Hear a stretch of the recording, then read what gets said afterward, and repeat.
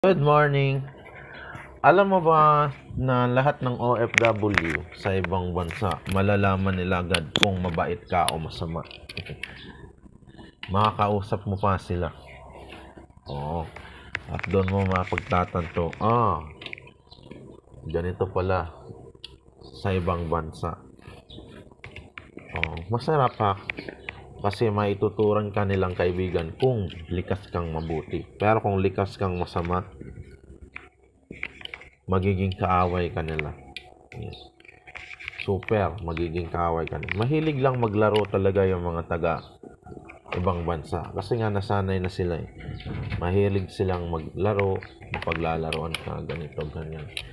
Pero mararamdaman nila kung mabait ka o masama. Kaya sa inyo dyan, kung kayo'y saking,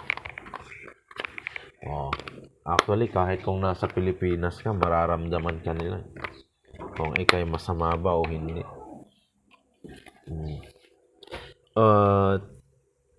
Hindi sila makikipag-usap sa'yo kung likas kang masama. Congratulations nga pala ha, dun sa taga-Kabakungan. In fairness, hindi ako taga-Kabakungan. Super layo ng Kabakungan para sa amin.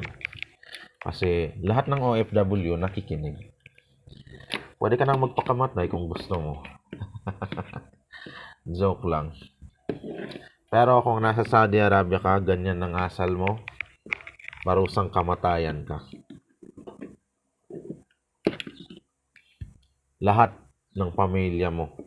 In other words, sardinas. Kasi mararamdaman ka kahit ng ibang lahi. Bakit ganito yan? Bakit ang sama ng ugali nito? Bakit ganito? Bakit ganyan? Pero kung nasa Saudi Arabia ka, hindi ka magtatagal. I'm telling you.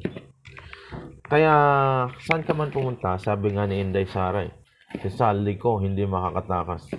Kasi kahit saang lupalop ng mundo, maraming Pilipino. Ikaw pa kaya? Kaya kahit saang lupalop ka man ng mundo, punta ka man sa Australia, Japan, North Korea, wala ka ng takas. Bibigay ko sa iyo yung malupit na congratulations. Congratulations ha. Pero sa inyo dyan, sa mga subscriber ng channel ko, ngayong araw nga pala babalik kami ng Mindanao.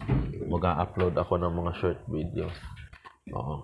Nang makita ninyo yung Mindanao naman.